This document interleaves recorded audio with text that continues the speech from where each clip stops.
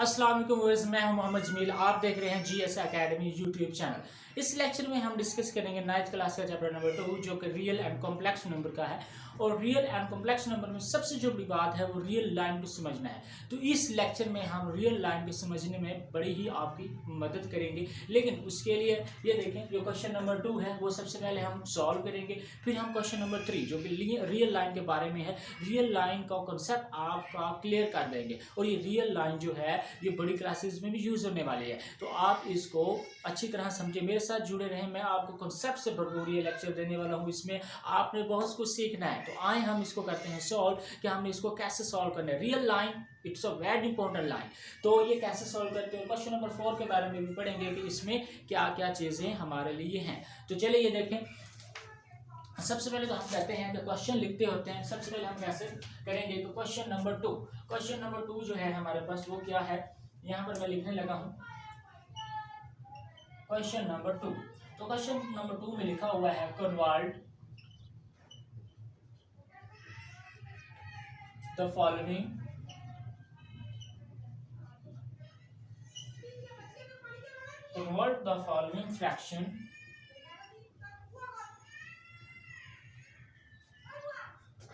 fractions into decimal fraction.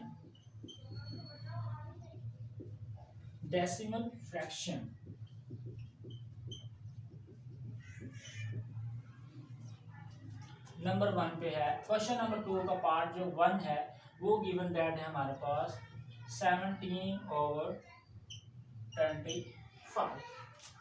सबसे पहले हम इस पार्ट को सॉल्व करेंगे, फिर जो नेक्स्ट पार्ट है उनको सॉल्व करेंगे। सबसे पहले तो मैं आपको बता दूं कि इस जो क्वेश्चन है इसमें दो चीज़ें हमारे पास दी गई हैं। नंबर 1 ये देखें, एक तो फ्रैक्शन का नाम यूज हुआ है। नंबर टू में क्या चीज़ यूज हुई है, नंबर 2 में डेसिमल फ्रैक्शन का लफ्ज यूज हुआ है। वो कहता है कि सबसे पहले मैं आपको बता दूं कि फ्रैक्शन क्या चीज़ होती है। फ्रैक्शन क्या चीज़ होती है, ये देखें 2/3। इस जो पूरी रकम है इसको हम कहते हैं फ्रैक्शन।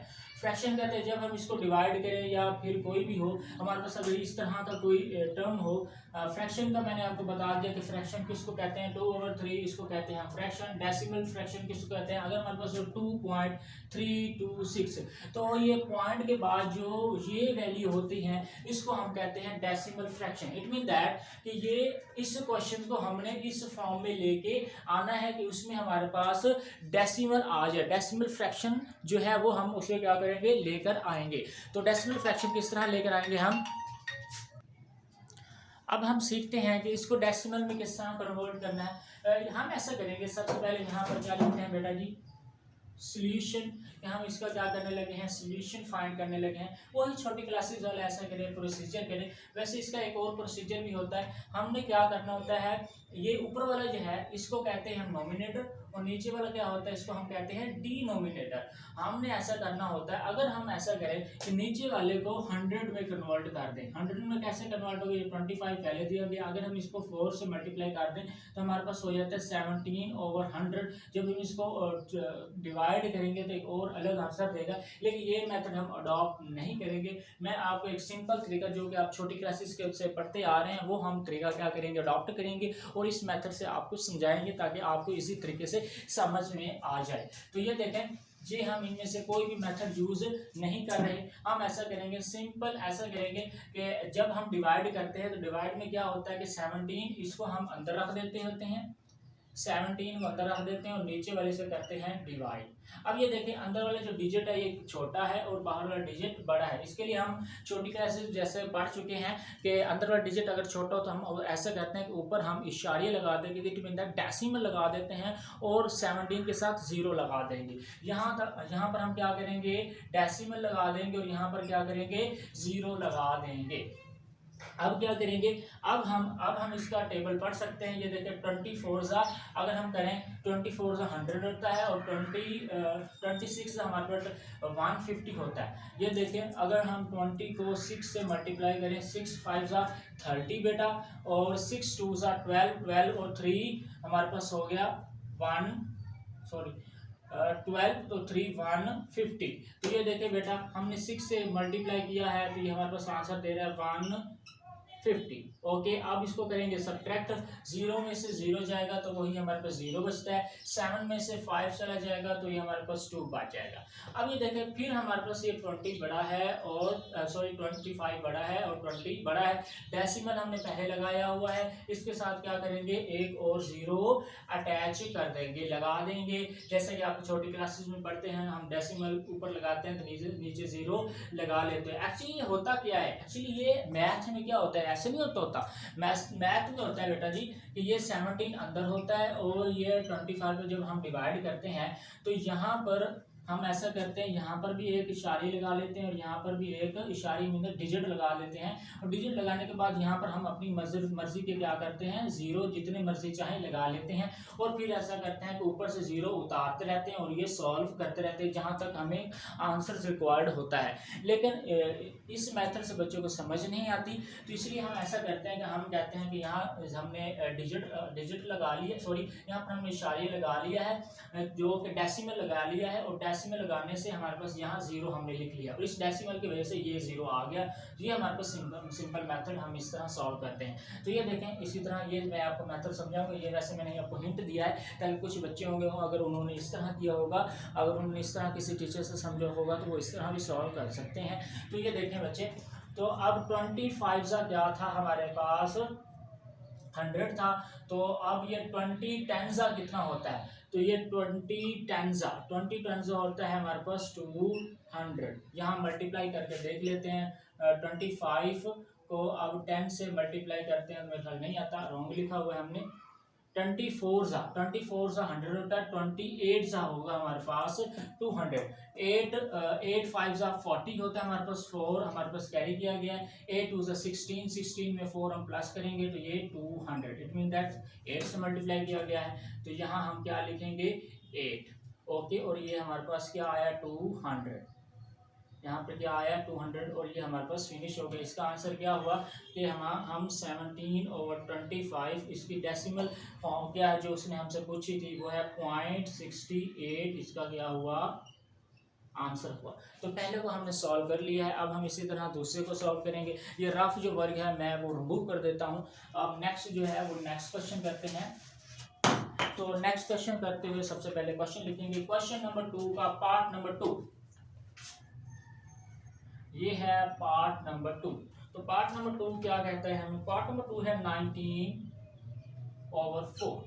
अब इसमें क्या करेंगे, ये देखें डेसिमल फ्रैक्शन कहा था, ये मैंने आपको बताया है कि पॉइंट के बाद जो भी डिजिट्स होते हैं उनको कहते हैं डेसिमल फ्रैक्शन। तो हमने डेसिमल फ्रैक्शन में इसको कन्वर्ट कर लिया है। अब इसको हम डेसिमल फ्रैक्शन में कन्वर्ट करना चाहते हैं तो यहाँ लिखेंगे सोल्यूशन लिखने के बाद हम ऐसा करेंगे 19 ऊपर वाला जो नोमिनेटर होता है उसको अंदर रखते हैं और डिनोमिनेटर पर क्या करते हैं डिवाइड करते हैं। अब क्या है 4 4 16, 4 का टेबल 4 तक पढ़ा तो 4 4 16 और 4 5 20, तो 20 को नहीं लिख सकते, 19 छोटा है 20 बड़ा है, तो ये हम ऐसा करेंगे 4 4 16 नीचे लगाएंगे, उसको करेंगे सब्ट्रैक्ट, 9 में से 6 चला जाए तो ये हमारे पास हो जाता है 3, और 1 में से 1 चला जाए तो 0। अब हम 4 बड़ा है 3 छोटा है, वही ये वाला अमल आ गया, यहाँ पर हम अमल आ गया, यहाँ पर हम डिजिट लगाएंगे, सॉरी यहाँ पर हम डेसिमल लगाएंगे, डेसिमल लगाने के बाद यहाँ पर 0 लगा लेंगे। अब 4 4 16, 4 5 20, 4 6 24, 4 8 28, 4 7 28, 4 7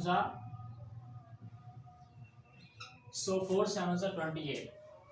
तो ये अब क्या करेंगे इसको सब्ट्रैक्ट करेंगे, 1 यहाँ पर कैरी करेंगे 10 बन जाएगा, 10 में से 8 चला जाए 2 और 2 में से 2 चला जाए तो 0। अब हमारे पास डिजिट लगा हुआ है तो यहाँ पर हम अगेन 0 लगा लेंगे, डिजिट की वजह से 0 लगाया है तो हमारे पास 4 4 16, 4 5 20, तो ये हमारे पास क्या हुआ, तो इसको हमने सब्ट्रैक्ट किया तो ये भी हमारे पास क्या हो गया फिनिश हो गया। तो इसका आंसर क्या हुआ कि हमने जब 19/4 को सॉल्व किया है तो इसका आंसर आया 4/75। ये देखो उसने कहा था कि फ्रैक्शन, ये फ्रैक्शन थी, उसने कहा कि डेसिमल फ्रैक्शन में चेंज करें, तो मैंने डेसिमल फ्रैक्शन में चेंज किया कि डेसिमल के बाद हमारे पास ये जो डिजिट होते हैं इनको कहते हैं डेसिमल फ्रैक्शन। तो इसको भी हमने क्या कर लिया सॉल्व कर लिया, तो ये इसका ये क्या हो सकता है, यह हो गया है ये है हमारे पास आंसर। तो हम अब आते हैं इसके जो पार्ट है, पार्ट नंबर 3 के ऊपर।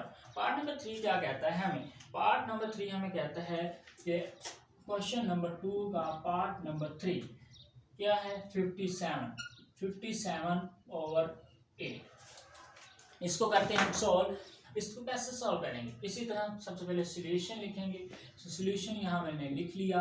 अब क्या करते हैं, हमारे पास ये जो नोमिनेटर है, नोमिनेटर को क्या करते हैं? अंदर रख देते हैं। नोमिनेटर को करेंगे अंदर, नोमिनेटर अंदर, और डिनोमिनेटर को क्या करेंगे? डिवाइड।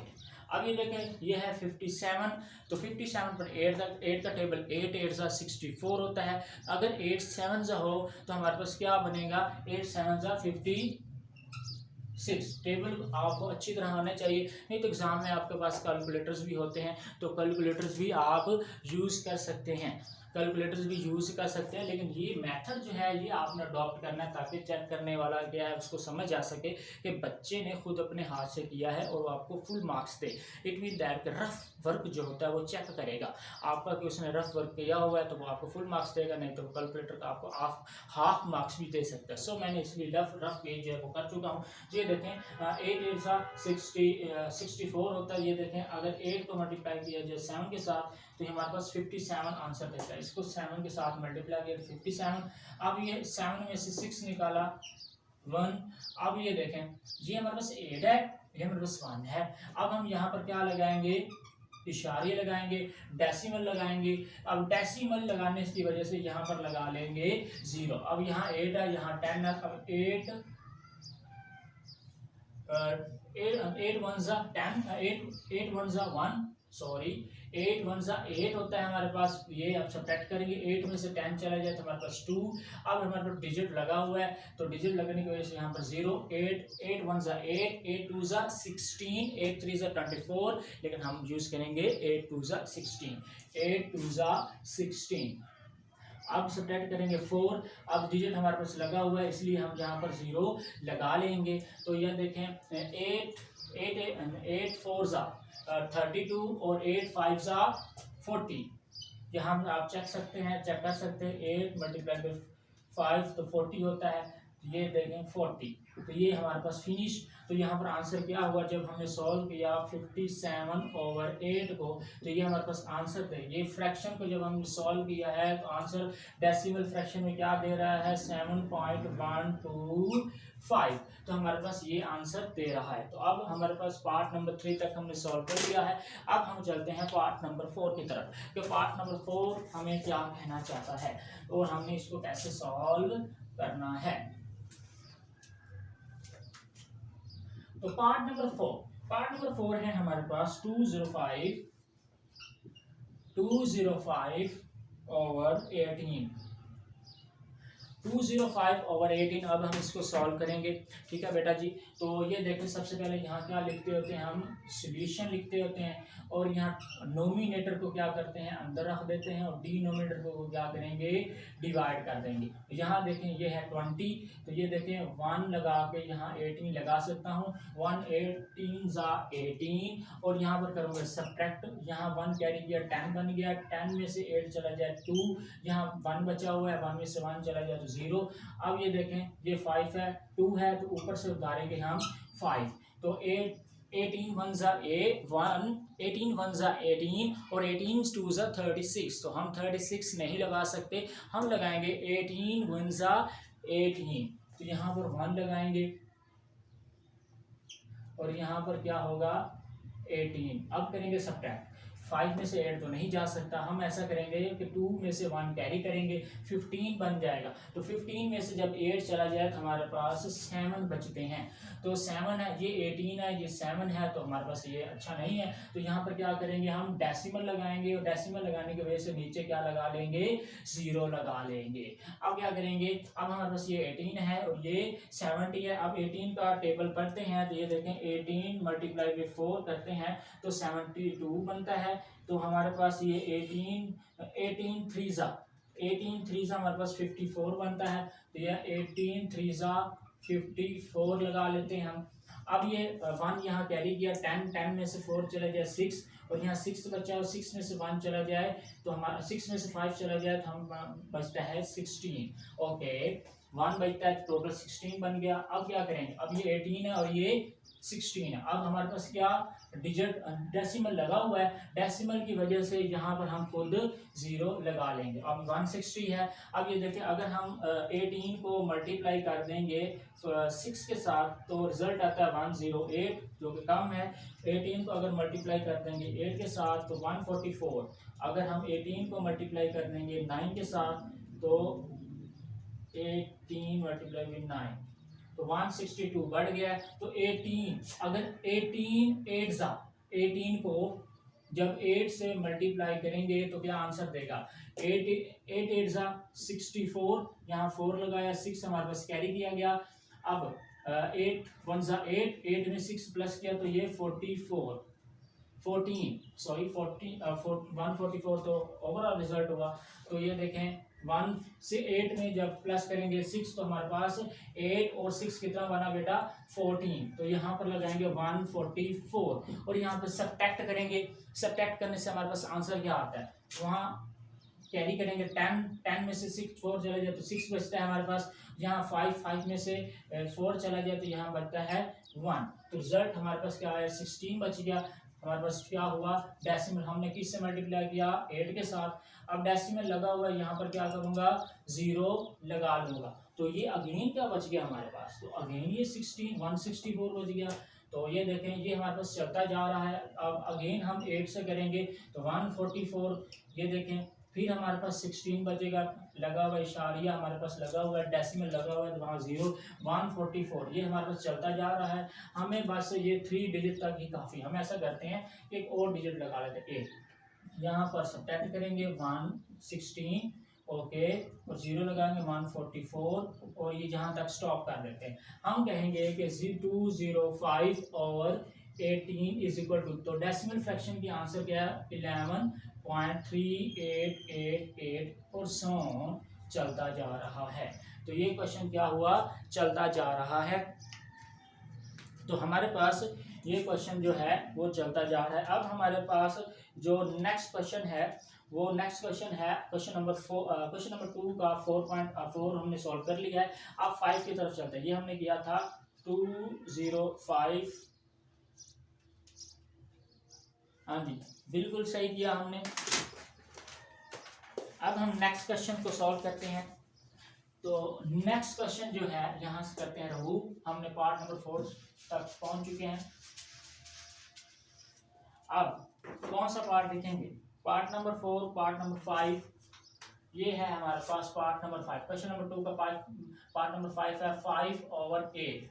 5/8 को किस तरह सॉल्व करेंगे, यहाँ लिखेंगे हम सॉल्यूशन और यहाँ 5 नोमिनेटर को अंदर रखेंगे और डिनोमिनेटर पर क्या करेंगे डिवाइड कर देंगे। डिवाइड करेंगे यहाँ पर 5 है, यहाँ पर हम डिजिट लगाएंगे, डेसिमल लगाएंगे। डेसिमल ऊपर लगाने से 5 के साथ 0 लगाएंगे बेटा। तो 8 का टेबल पढ़ते हैं। 8 1 ज़ा 8, 8 2 ज़ा 16, 8 3 ज़ा 24, 8 4 ज़ा 32। तो आगे हमारे पास 8 5 ज़ा कितना बनता है 40 और 8 6 ज़ा 8 5 ज़ा, तो यहाँ पर चेक कर लेते हैं हम। ये देखें 50, 8 6 ज़ा हमारे पास 48 बनता है। तो ये देखें 8 6 ज़ा 48, तो यहाँ हमने 1 कैरी किया, 10 में से 8 चला जाए तो हमारे पास 2 और 2 बचा हमारे पास डेसिमल लगा हुआ है तो यहाँ 0। 8 2 ज़ा हमारे पास आता है 16, तो यहाँ पर सब्ट्रैक्ट करेंगे तो 20 में से 16 चले जाएंगे, 4 डेसिमल लगा हुआ उसकी जगह 0। तो 8 6 ज़ा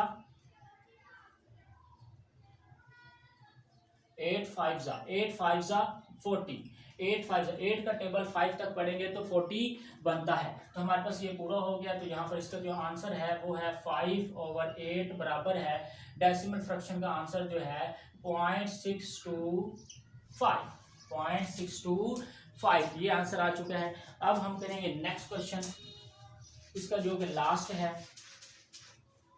देखें तो लास्ट क्वेश्चन हमारे पास 6 इसका पार्ट है। पार्ट नंबर 6 में कहा गया हमारे पास ये है 24/38। 24/38 है हमारे पास। तो ये देखें बेटा जी, यहाँ पर लिखेंगे हम सॉल्यूशन फाइंड करेंगे और नोमिनेटर को अंदर रखेंगे और डिनोमिनेटर पर क्या करेंगे, कर देंगे डिवाइड कर देंगे। तो डिवाइड करने से हम ऐसा करेंगे कि ये 25 छोटा है और 38 बड़ा है, तो यहाँ पर हमें क्या है डेसिमल लगाना पड़ेगा और यहाँ 0 लगा लेंगे। अब ये हम टेबल पढ़ते हैं। ये देखिए बेटा जी, अगर हम 38 को 6 से मल्टीप्लाई करते हैं तो क्या आंसर आता है, 8 6 48 और यहाँ 8 लगाया, यहाँ 4 कैरी कर लिया, 6 3 6 2 12, 6 3 18, 18 में 4 प्लस करेंगे 22, तो बन गया 2 2 8। अगर हम 7 से मल्टीप्लाई करेंगे तो यहाँ पर ऐसा करते हैं, प्लस करते हैं 38, 8 8 16 1 3 और 5 और 6 2, तो ये 266 जो कि बड़ा है। तो हमारे पास जो करेक्ट है वो ये है कि जब हमने इसको 6 से मल्टीप्लाई किया तो आंसर आया 228। सब्ट्रैक्ट करेंगे, यहाँ से 1 कैरी करेंगे, 10 बन जाएगा, 10 में से 8 चला जाए 2 और यहाँ 4 में से 2 चला जाए 2 में से 2 चला जाए तो वो कुछ भी नहीं बचता, 0 बचता है। अब क्या ये 22 है और ये 38 है, तो यहाँ पर डिजिट पहले से हमने लगाया हुआ है तो यहाँ पर 0 लगा लेंगे। अब क्या बनेगा, ये देखें 6 से मल्टीप्लाई किया तो 228 बना है, तो हम अब ऐसा करेंगे, इसको 5 से मल्टीप्लाई कर देंगे तो 8 5 का कितना होता है बेटा 35, 8 5 का 40, 8 5 का होता है 40, 4 यहाँ पर अब कैरी दिया हुआ है, 5 3 15, 15 में 4 प्लस करेंगे ये 19, ये 119 सब्ट्रैक्ट करेंगे, 0 में से 0 1 यहाँ कैरी करेंगे, 12 में से 9 चले जाएंगे तो 3 बचेगा। ओके, अब क्या आंसर देगा, इसको रिमूव करते हैं यहाँ से रफ पेज को।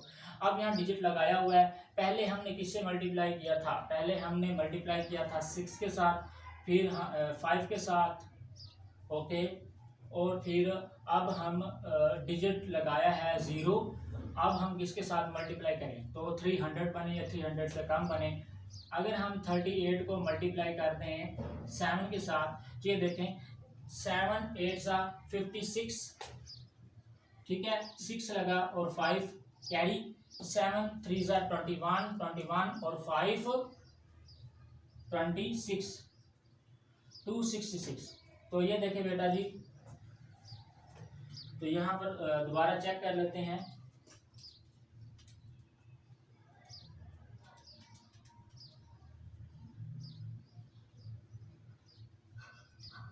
हाँ बिल्कुल सही कह रहे हैं हम, यहाँ पर 266 ही आएगा, किसके साथ मल्टीप्लाई किया 7 के साथ। तो अब सब्ट्रैक्ट करते हैं, 10 में से 6 4, 9 में से 6 3, ठीक है बेटा जी। अब और भी कैरी हो, और भी ये चलता जा रहा है, क्वेश्चन और भी चलता रहा है, तो हम यहाँ डिजिट है तो यहाँ 0, जब 340 हो गया तो अब हमारे पास क्या है कि ये मज़ीद चलता जा रहा है, इसको हम चलते जाएंगे और यहाँ पर थोड़ा सा आंसर लिख देंगे। ये क्या हो रहा है, ख़त्म नहीं हो रहा, तो हम यहाँ लिख देंगे कि 25/38 is equal to, decimal fraction में आंसर क्या है इसका 0.657 एंड सो ऑन। तो इसी तरह हमारे पास जो क्वेश्चन नंबर 2 है वो फिनिश हो गया है। अब हम कहेंगे क्वेश्चन नंबर 3 के बारे में बात। तो क्वेश्चन नंबर 3 में की स्टेटमेंट पढ़ते हैं, उसमें क्या हमसे रिक्वायरमेंट की गई है। अब हम सॉल्व करते हैं क्वेश्चन नंबर 3 को। तो क्वेश्चन नंबर 3 में क्या है हमारे पास, तो सबसे पहले तो हम इसको कर देते हैं रिमूव। तो ये देखें, ये हमने सारे पार्ट क्या कर लिए हैं, सॉल्व कर लिए 1 बाई 1 करके। अब हम सॉल्व करेंगे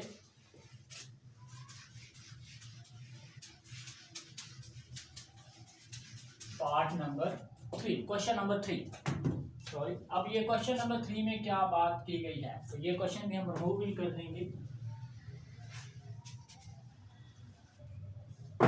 तो ये देखें, ये है हमारे पास क्वेश्चन नंबर 3। क्या स्टेटमेंट है हमारे पास, which of the following statement are true and which are false. यहाँ लिखा गया है which of the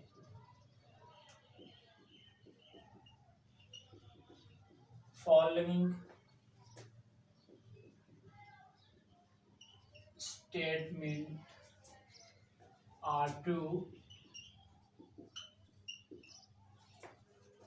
and which are false। हमें कुछ स्टेटमेंट दी जाएगी, हमें हमें बताना होगा कि क्या ये स्टेटमेंट ट्रू है या फाल्स है। इसके जो प्रीवियस लेक्चर था मैंने वहाँ पर बताया था आपको कि रैशनल नंबर क्या होते हैं, इर्रेशनल नंबर क्या होते हैं, टर्मिनेटिंग डेसिमल फ्रैक्शंस क्या होते हैं और नॉन टर्मिनेटिंग डेसिमल फ्रैक्शंस, जो कि उसका दूसरा नाम था रैकलिंग फ्रैक्शंस। तो रैकलिंग फ्रैक्शंस क्या होते हैं, इनमें शायद वही बात करेगा। तो सबसे पहले ये हम ऐसा करते हैं कि क्वेश्चन नंबर 1 लिखते हैं, इसके बारे में बताएंगे कि ये ट्रू है या फॉल्स है। तो वो कहता है कि ये 2/3 is an irrational number। वो ये कहता है कि 2/3 जो है इज एन इरेशनल नंबर। सबसे पहले तो मैं आपको फिर से बता दूं कि रैशनल नंबर कौन से होते हैं, इरेशनल नंबर्स कौन से होते हैं। बेटा ऐसे नंबर जो p/q की फॉर्म में लिखे जाए, p/q की फॉर्म में लिखे जाए, इनको बोलते हैं हम रैशनल। और ऐसे नंबर जो p/q की फॉर्म में ना लिखे जाएं, इनको बोलते हैं बेटा इररेशनल। तो रैशनल नंबर की जो एग्जांपल होती है वो एग्जांपल हमारे पास क्या होती है, एग्जांपल होती है 1/2, 3/2, 5/2। और हमारे पास इररेशनल फ्रैक्शंस की जो एग्जांपल होती हैं वो है 2√, 3√, और π√। अब यहाँ आप खुद ही अंदाजा लगाएं, क्या ये रैशनल है, क्या ये इररेशनल है। क्या ये इररेशनल है, इररेशनल नंबर में तो ये नंबर पाए जाते हैं, तो हम ये कहेंगे कि ये स्टेटमेंट क्या हुई, रॉन्ग हुई। ये क्या है, ये तो रैशनल है क्योंकि p/q की फॉर्म में मौजूद है, तो ये क्या हुआ, रैशनल है। तो ये देखें अब स्टेटमेंट नंबर 2, जो इसने स्टेटमेंट नंबर 2 बनाई हुई है, वो कहता है कि पाई इज इररेशनल। वो कहता है कि पाई is an irrational। ये देखें इररेशनल में मैंने बताया था 2√, 3√, π√। तो ये देखें वो कह रहा है कि ये पाई इररेशनल है, तो ये यस हम कह सकते हैं कि यस के पाई जो है वो इररेशनल है। तो ये स्टेटमेंट क्या हुई, ट्रू हुई। तो स्टेटमेंट नंबर 3 में बेटा जी वो हमें कह रहा है कि 1/9 is a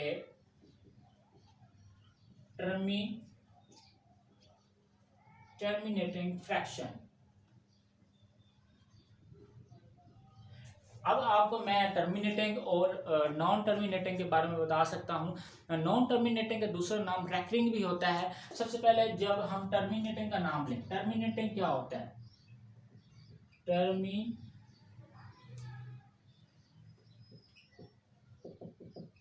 terminating fraction. Terminating fraction बेटा उसको बोलते हैं कि इसकी जो एग्जांपल होती है कि ये 2.12 यहाँ तक इसका आंसर महदूद रह जाए। जैसे कि हमने जो पहले क्वेश्चन किया, क्वेश्चन नंबर 2 में क्वेश्चन नंबर उसको हमने डिवाइड किया था फ्रैक्शन को, तो उसका आंसर जो पार्ट नंबर 1 था और 2 था वो उसका पूरा आंसर आ रहा था। इट मीन दैट कि ये फाइनाइट हो, फाइनाइट महदूद, इसका आंसर 2.12 के बाद कोई भी आंसर ना हो, महदूद हो या पूरा डिवाइड हो जाए पॉइंट के बाद, तो उसको क्या बोलते हैं हम, फाइनाइट आर टर्मिनेटिंग फ्रैक्शन। तो हमारे पास रैकलिंग क्या होता है, रैकलिंग इसका दूसरा नाम है नॉन टर्मिनेटिंग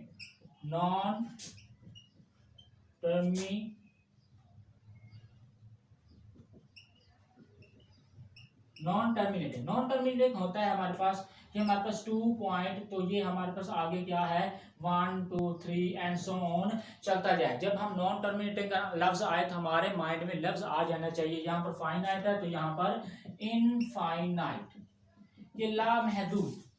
तो टर्मिनेटर में क्या होता है, महदूद, और नॉन टर्मिनेट में क्या होता है, लामहदूद, जिसमें हम नंबर्स को महदूद ना कर सकें। तो हमारे पास ये जो थर्ड है 1/9, अगर हम इसको डिवाइड करें, यहाँ पर मैं कैलकुलेटर पर डिवाइड करता हूँ, ये है 1/9, इसका आंसर आता है 0.111111। इट मीन दैट ये चलता जाता है, तो ये क्या है नॉन टर्मिनेटिंग है, लेकिन उसने बोला कि ये हमारे पास टर्मिनेटिंग है, तो ये स्टेटमेंट क्या हुई, रॉन्ग हो गई। अगर ये टर्मिनेटिंग होता तो इसका आंसर था 0.11, हालांकि इसका आंसर तो आ रहा है हमारे पास 0.11111111 एंड सो ऑन। तो ये चीज होती है हमारे पास रेकरिंग और नॉन टर्मिनेटिंग। सो हमारे पास ये स्टेटमेंट गिवन जो है वो रॉन्ग है। तो अब नेक्स्ट स्टेटमेंट में पढ़ता हूं। तो नेक्स्ट स्टेटमेंट में क्या चीज गिवन दैट है। तो नेक्स्ट स्टेटमेंट में है हमारे पास 3/5 is a terminating fraction. 3/5 4 3/4 is a terminating fraction. मैं आपको पहले टर्मिनेटिंग और नॉन टर्मिनेटिंग के बारे में बता चुका हूं। अब ये देखें, अगर इसका आंसर महदूद हुआ कि पॉइंट के बाद रुक गया, अब आप खुद डिवाइड करके देख सकते हैं, आपके पास कैलकुलेटर होगा। तो ये क्या है 3/4, ये यहाँ 3 डिवाइड का सिंबल यूज किया और डिवाइड 3 और 4 लिखने के बाद इसका जो आंसर आता है हमारे पास 0.75। इट मीन दैट कि ये हमारे पास फाइनाइट नंबर आ रहा है। तो ये स्टेटमेंट क्या हुई हमारे पास करेक्ट हो गई है, क्योंकि पॉइंट के बाद ये रुक गया आंसर और इसका महदूद आंसर, फाइनाइट महदूद आंसर है पॉइंट के बाद, तो हम कह सकते हैं कि ये क्या है, टर्मिनेटिंग है। तो हमारे पास ये 4 हो गया और ये है 5। तो 5 में हमसे पूछ रहा है कि 4/5 इज अ रेकरिंग फ्रैक्शन, कि क्या 4/5 इज ए रेकरिंग। यहाँ पर रेकरिंग के स्पेलिंग जो मैंने शायद थोड़ी मिस्टेक से लिखे हों, सही लिखे हैं, ओके करेक्ट है, रेकरिंग फ्रैक्शन। रेकरिंग फ्रैक्शन जो कि नॉन टर्मिनेटिंग भी होती है, मैंने आपको पहले बता दिया था कि इसमें पॉइंट के बाद बार बार बार बार रिपीट होते रहते हैं। अब हम ऐसा करते हैं, यहाँ पर डिवाइड करके देख लेते हैं क्या ये ऐसा है 4/5। तो ये देखिए, ये तो महदूद है, इसका आंसर आ रहा है हमारे पास 0.8।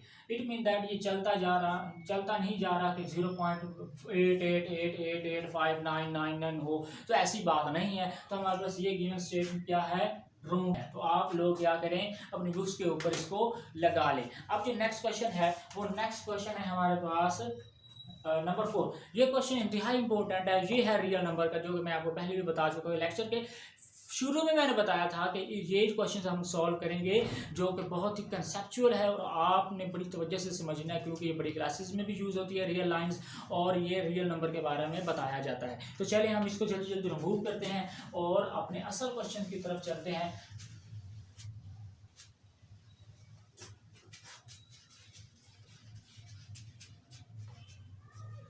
तो ये देखें असल क्वेश्चन जो कि इंतहाई इंपॉर्टेंट है, बड़ा कंसेप्चुअल है। तो ये देखें क्वेश्चन नंबर 4। क्वेश्चन नंबर 4 यहाँ लिखा हुआ है हमारे पास,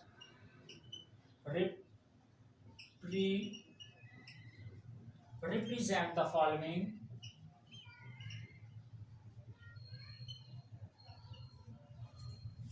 following numbers on the number line.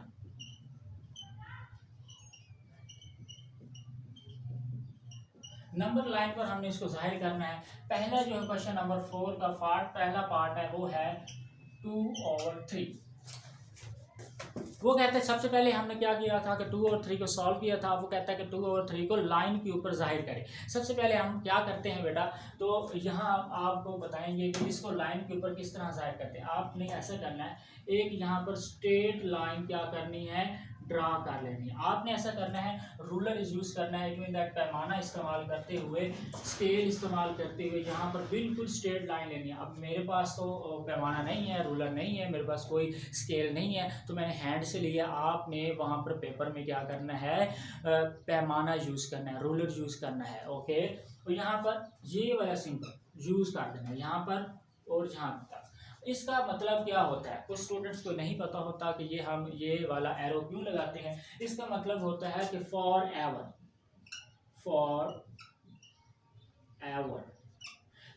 का मतलब क्या होता है, फॉर एवर कि चलता जा रहा है। क्या मतलब होता है इसका, चलता जा रहा हो। तो इसके सेंटर में क्या होता है, हमारे पास 0 होता है, और यहाँ पर जो सफ़र करते हैं ये होता है हमारे पास 1, यहाँ होता है हमारे पास 2, यहाँ होता है हमारे पास 3, यहाँ होता है 4, यहाँ तक 5। सो ऑन 6 7 8 9 10 11 12 जो भी हमारे पास नेचुरल नंबर्स हैं, होल नंबर्स हैं, वो सारे। यहाँ पर मैंने 4 एवल इसलिए लिखा है क्योंकि ये चलता जा रहा है। और इस साइड पे क्या होता है, हमारे पास नेगेटिव नंबर्स होते हैं, -1, -2, -3 और ये -4। तो ये हमारे पास ऐसे नंबर्स होंगे। मैंने आपको अब लाइन के बारे में बता दिया कि लाइन को हम किस तरह सॉल्व करते हैं। अब ये हमारे पास जो दिया गया है इसको कैसे सॉल्व करेंगे। ये हमारे पास जो होता है 2/3, ये हमारे पास 0 और 1 के दरमियान आएगा। ये पहली बात आपको ये मैं क्वेश्चन नंबर 3 में ज़्यादा क्लियर कर दूंगा कि ये मुझे कैसे पता चला कि ये 0 और 1 के दरमियान आएगा। 2/3 जो है हमारे पास 0 और 1 के दरमियान आएगा। अगर आपको ने वैसे मालूम करना है कि 0 और 1 के दरमियान कैसे आता है, तो आप ऐसा करें कि 2 को अंदर रखें और 3 पर डिवाइड करें। ये देखें, यहाँ पर पॉइंट लगाएंगे, यहाँ 0 लगाएंगे और ये 6 हो जाएगा और यहाँ 18 हो जाएगा। यहाँ सब्ट्रैक्ट करेंगे 2 बचेगा, इशारे लगा हुआ 0 और फिर हमारे पास 6। ये देखिए 0.00 क्योंकि इशारे के बाद हम 0 खुद लगा सकते हैं। यहाँ 0.0 इट मीन दैट ये 0 और 1 के दरमियान ही होगा। तो इस तरह भी आप मालूम कर सकते हैं। नहीं तो मैं आपको तीसरे क्वेश्चन में इसका ज़्यादा क्लियर बता दूंगा कि ये मुझे कैसे पता चल जाता है कि ये 0 और 1 के दरमियान होता है। वैसे तो मैंने यहाँ पर क्लियर कर दिया, आप डिवाइड करके मालूम कर सकते हैं कि ये 0 और 1 के दरमियान होता है। अब ये देखें, ये लाइनें जो हैं आप ऐसा करें थोड़ी सी, हम क्योंकि हमें 0 और 1 के दरमियान चाहिए, तो हम ऐसा करते हैं, इनको रिमूव करके बड़ी बड़ी लाइनें लगा सकते हैं ताकि आपको क्लियर समझ आ जाए। यहाँ पर मैं लगा लेता हूँ 1 और यहाँ लगा लेता हूँ 2, यहाँ लगा लेता हूँ 1 और यहाँ लगा लेता हूँ 2, 1 2, ये नेगेटिव, ये भी नेगेटिव। ओके, अब ये नोमिनेटर क्या शो करता है? नोमिनेटर शो करता है कि यहाँ पर आपने लाइनें लगानी है 1 2 काफ़ी हैं। अगर 3 दी गई हैं तो आपने 2 लाइनें लगा लेनी। अब ऊपर क्या दिया गया है हमारे पास 2, तो आपने यहाँ से काउंटिंग करनी है 1 2। तो यहाँ पर तो ये जो लाइन है ये शो कर रही है आपके 2/3 को। ये लाइन शो कर रही है आपके 2/3। जो डिनोमिनेटर है, डिनोमिनेटर आपने अगर 3 दिया हुआ है तो आपने खुद 0 और 1 के दरमियान, यहाँ पर 1 मैंने नहीं लिखा, लिख दें, तो 0 और 1 के दरमियान लाइनें लगा लेंगे। अगर 3 दी हुई हैं तो 2 लाइनें लगा लेंगे, अगर 5 दी हुई तो 4 लाइनें लगा लेंगे, अगर 6 दिया हुआ तो 5 लाइनें लगा लेंगे। अब यहाँ 3 डिनोमिनेटर दिया हुआ तो यहाँ मैंने 2 लाइनें लगा ली और ऊपर था 2 तो वहाँ पर मैंने काउंटिंग की, यहाँ से 1 और 2 और ऊपर जाके लाइन यहाँ पे लगा के यहाँ पर ये मैंने शो कर दिया कि ये हमारे पास रियल लाइन यहाँ पर शो हो रही है। आई थिंक आपको बहुत ज़्यादा समझ आई होगी। मैंने बहुत ज़्यादा कोशिश की है पहले क्वेश्चन को समझाने की। जो हम क्वेश्चन नंबर 2 3 4 5 को अटैम्प्ट करेंगे आपको ज़्यादा क्लियर समझ में आ जाएगा। ये है कंसेप्चुअल चीज़, तो आपने फोकस करके समझना है और बड़े ध्यान के साथ समझना है। तो ये देखें, तो स्टूडेंट्स में आपको नेक्स्ट जो है हमारे पास वो है पार्ट नंबर 2। पार्ट नंबर 2 क्या है? वो रियल लाइन से कौन सा है हमारे पास? -4/5। ये 4/5। अब इसकी हमने लाइन ड्रा करनी है। सबसे पहले तो वही पुराना काम, तो हम ऐसा करेंगे कि यहाँ पर एक लाइन बड़ी सारी करते हैं ड्रा। यहाँ पर 4 आवर का सिंबल भी यूज़ कर लेते हैं। इतनी बड़ी नहीं करते क्योंकि हमने बाकी क्वेश्चंस भी करने हैं, तो हम ऐसा करते हैं क्योंकि ये ऐसा करते हैं। और इसके सेंटर में क्या है? 0। अगर आप 4/5 को डिवाइड करेंगे तो ये आंसर 0 पॉइंट समथिंग देगा। इट मीन दैट कि ये जो नंबर एग्जिस्ट करेगा 0 और 1 के दरमियान करेगा। तो ये देखें, ये हमारे पास यहाँ पर मैं 1 लगा लेता हूँ, यहाँ पर मैं 2 लगा लेता हूँ, यहाँ -1 लगा लेता हूँ, यहाँ पर मैं -2 लगा लेता हूँ। चलें, तो ये देखें, तो हम ऐसा करते हैं कि यहाँ 1 लिखते हैं और यहाँ 2 लिखते हैं और यहाँ पर एक सिंबल यूज करते हैं। हम ऐसा करते हैं अब, जो कि मैंने आपको बताया 4 और 5 को डिवाइड करेंगे तो आंसर क्या है? 0 पॉइंट समथिंग देगा, क्योंकि और आपको पता चल जाएगा ये एग्जिस्ट कहाँ करेगा? 0 और 1 के दरमियान करेगा। तो हम अब 0 और 1 के दरमियान तो करेगा। यहाँ पर मैंने आपको बताया कि पॉजिटिव नंबर्स होते हैं और यहाँ पर नेगेटिव नंबर्स होते हैं। ये सिंबल आपको बता रहे थे। अब हमारे पास ये एग्जिस्ट करेगा, कहाँ पर एग्जिस्ट करेगा? ये एग्जिस्ट करेगा 0 और 1 नेगेटिव के दरमियान, 0 और 1 नेगेटिव के दरमियान एग्जिस्ट करेगा। तो ये देखें, अब इस और इसके दरमियान एग्जिस्ट करेगा क्योंकि ये नेगेटिव है। सबसे पहले मैंने आपको बताया कि ये 5 हो तो यहाँ 0 और 1 के दरमियान अगर 5 हो तो इसके दरमियान 4 लाइनें लगा लेनी है। यहाँ 1 2 3 एंड 4। ओके, अब ऊपर क्या है 4 है, तो यहाँ से काउंटिंग करेंगे, ये जो बड़ी लाइन है जीरो वाली 1 2 3 4, तो यहाँ पर ऐसा करेंगे ये 4, तो यहाँ पर ये क्या है इसको हम जाहिर करेंगे। ओके, तो यहाँ पर इसको क्या कर देंगे हम जाहिर करेंगे। अब हम आते हैं क्वेश्चन नंबर 3 की जाने। आई होप इसकी भी समझ आएगी। और क्वेश्चन नंबर जो 3 है वो आपको ज़्यादा क्लियर हो जाएगा। इसी तरह मजीद जब हम क्वेश्चन करते जाएंगे आपको मजीद क्लियर होता जाएगा कि रियल लाइन मैं कैसे बना रहा हूँ। वैसे तो स्टूडेंट्स को समझ आ गई होगी और मुझे आई थिंक मुझे आइडिया है कि उनको समझ आ गई है, अच्छे स्टूडेंट्स हैं आप। तो चलें अब नेक्स्ट क्वेश्चन करते हैं।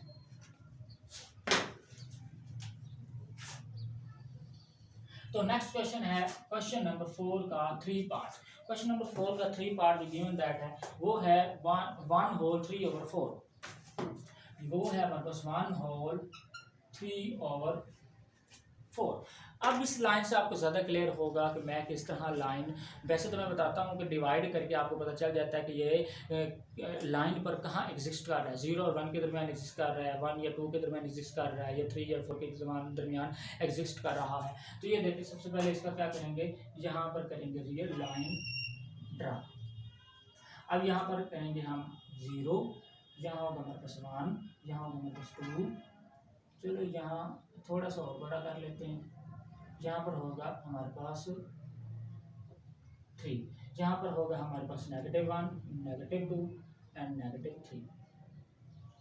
ओके, अब ये जो एग्जिस्ट कर रहा है ये एग्जिस्ट कर रहा है हमारे पास 1 और 2 के दरमियान। ये होल नंबर अगर 1 दिया गया हो तो ये एग्जिस्ट करेगा 1 और 2। अगर ये होल नंबर दिया गया हो यहाँ पर 2, अगर यहाँ पर होता 2, यहाँ पर होता 2, तो ये एग्जिस्ट करता 2 और 3 के दरमियान।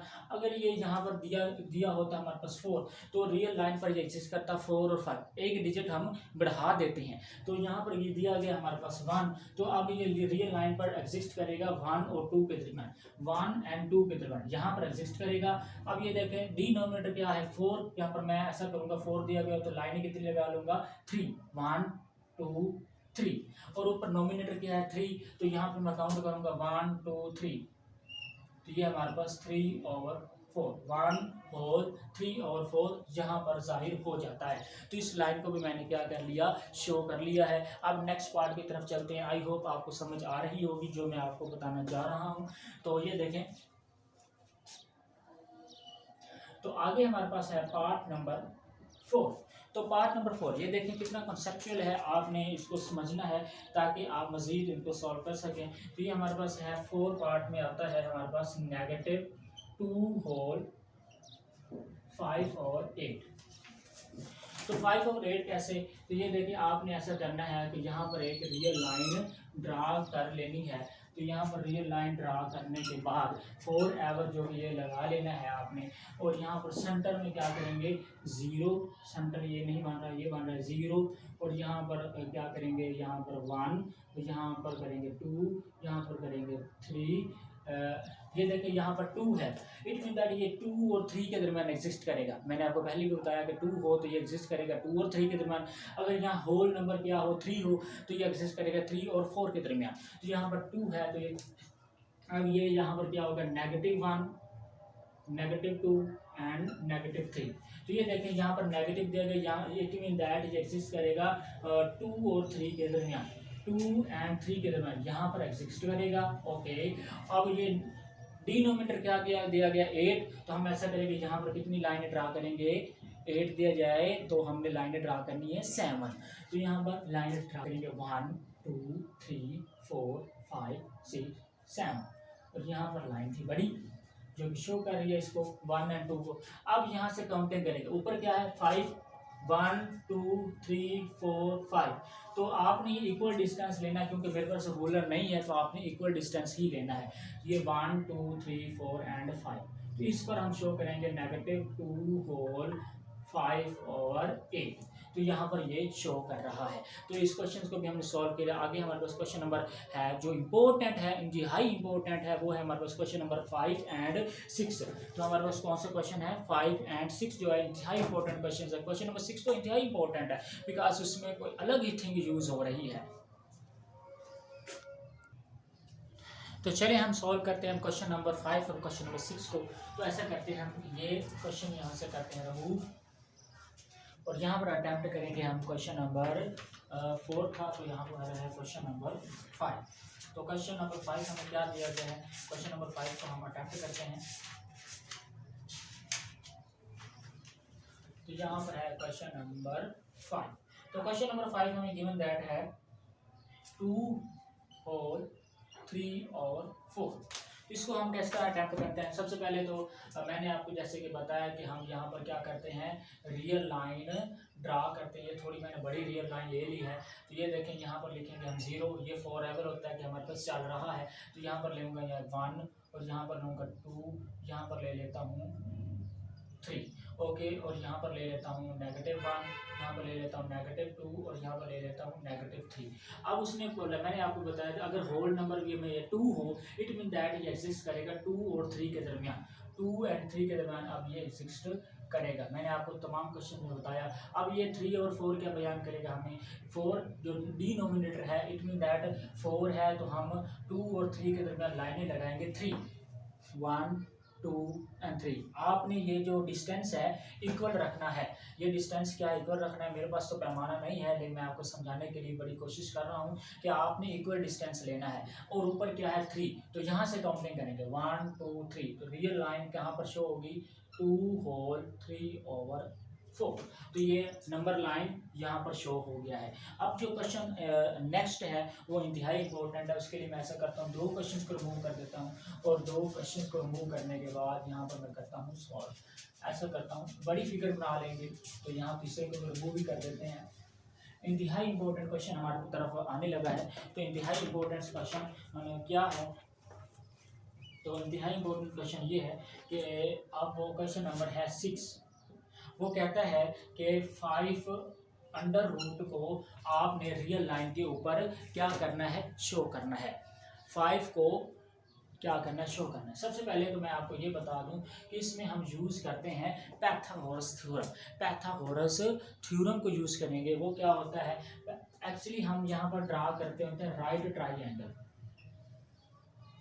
इसको बोलते हैं राइट ट्राइंगल। हम इसके नाम रख लेते हैं, यहाँ 0 ओरिजिन, यहाँ पर A और यहाँ पर B। तो यहाँ पर हम इसके क्या रख लेते हैं नाम। अगर ये हमारे पास ये 1 हो, ये हमारे पास 2 हो, और ये हमारे पास क्या, एक्चुअली ये जो होती है हमारे पास बेस होती है, ये हमारे पास क्या होता है, परपेंडिकुलर होता है, परपेंडिकुलर।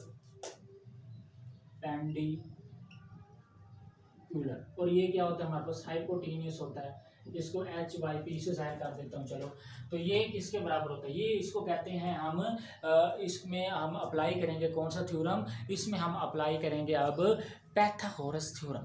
तो पाइथागोरस थ्योरम क्या होता है, तो पाइथागोरस थ्योरम होता है हमारे पास हाइपो का square is equal to base होल का स्क्वायर प्लस परपेंडिकुलर का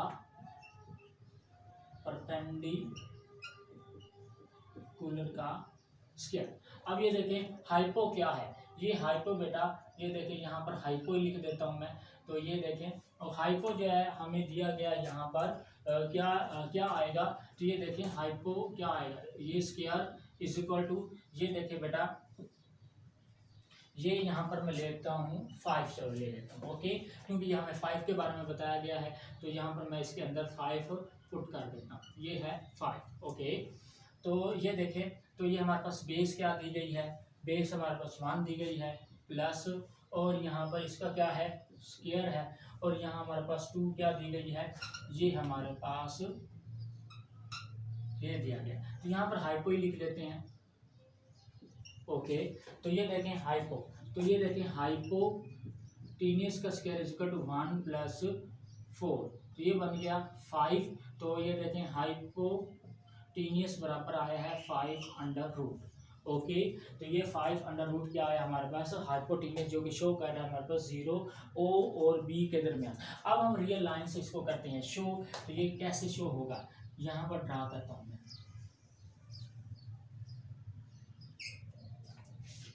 अब हमने 5 अंडर रूट को जाहिर करना है किसके जरिए, हाइपोटेन्यूस क्या आया हमारे पास 5 अंडर रूट, ओके। एक्चुअली क्या होता है कि राइट ट्राइंगल में एक चीज़ हमारे पास अननोन होती है, एक्स होती है, और दो थिंग्स क्या होती हैं, वो दी होती है, बेस और परपेंडिकुलर दिया होता है, तो हमें हमें हाइपोटेन्यूस मालूम करना होता है। अगर हमारे पास हाइपोटेन्यूस नहीं दिया होता तो नहीं, अगर हमारे पास परपेंडिकुलर नहीं है तो फिर हम हाइपोटेन्यूस और बेस को यूज़ करके परपेंडिकुलर यूज़ कर सकते हैं, यूज़ करके मालूम कर सकते हैं। अगर हमारे पास बेस नहीं दी हुई तो हम परपेंडिकुलर और हाइपोटेन्यूस को यूज़ करके बेस को मालूम कर सकते हैं। तो ये देखें, अब मेरे पास ये दो थिंग थी, ये जो मैंने लेक्ट की हैं कि ये हमारे पास दो थिंग हैं, इन दोनों को यूज़ करके मैंने हाइपोटेन्यूस निकाल लिया है। तो ये देखें, अब मैं यहाँ पर करता हूँ 0 2 1 1 2 3 4, और यहाँ पर करता हूँ -1 -2 -3 -4। तो ये देखें, अब 5 अंडर रूट कैसे जाहिर करेंगे, ये देखें, ये O एंड A, तो ये कहाँ से कहाँ तक डिस्टेंस है, ये हमारे पास है 1, यहाँ से लेकर यहाँ तक डिस्टेंस है, और ये A और B, ये देखें, यहाँ हम ऐसा करते हैं कि ये O है, तो यहाँ पर हम इसको O का नाम दे देते हैं, ओके, और यहाँ पर हमारे पास क्या है, B है, तो ये मैं दे देता हूँ, क्या है, B का नाम, और ये देखें, तो यहाँ पर क्या बनी, ये लाइन क्रिएट हो गई, ओके, और यहाँ पर मैं क्या करूँगा, ऐसे ड्रा कर दूँगा, यहाँ से लेकर यहाँ तक का फासला हमारे पास आ गया है, ओके, ये 0 और 1 के दरमियान जो है फासला है, बल्कि ऐसा करते हैं, यहाँ पर मैं थोड़ा सा बड़ा कर लेता हूँ, यहाँ 1 लिख लेता हूँ, यहाँ 2 लिख लेता हूँ, ओके। अब ये हमारे पास क्या हुआ, अब ये हमारे पास 0 और 1, O एंड A, ये है O एंड A का फासला क्या है, 1, जो 1 के दरमियान आ गया है, और ये ऊपर लिया हमने, तो ये हमारे पास ये 2 की लाइन को ड्रा किया और यहाँ इसको मिला दिया। अब हम ऐसा करेंगे, प्रकार को खोलेंगे, यहाँ से लेकर यहाँ तक पहले जो है वो पैमाइश कर लेंगे, प्रकार को यहाँ से लेकर यहाँ तक क्या कर लेंगे, पैमाइश कर लेंगे, और यहाँ पर फिर प्रकार को रख के यहाँ पर ड्रा करेंगे, ऐसे पर हमारे पास प्रकार होगी। तो बेटा जी, इसका प्रकार को हम घुमाएंगे, जो कि डिस्टेंस यहाँ से यहाँ तक का जो हमने मापा हुआ है, तो ये 1 है और ये 2 है, और यहाँ तक ये देखें, ये यहाँ पर जाएगी प्रकार, और ये जो हमारे पास जो डिस्टेंस होगा, इसको हम कहेंगे कि यहाँ पर ये जो शो कर रहा है यहाँ पर डिस्टेंस, वो क्या होगा हमारे पास 5 अंडर रूट। तो इसको इस तरह, ये थोड़ा सा डिफ़िकल्ट था, आपको समझ आया होगा, आई थिंक मैंने बड़ी कोशिश की है कि इसको बड़े अच्छे तरीके से, अच्छे अंदाज से समझाऊँ। और ये बेटा, ये क्या है हमारे पास, B पॉइंट है, तो यहाँ पर क्या हुआ, 5 यहाँ पर शो हो रहा है।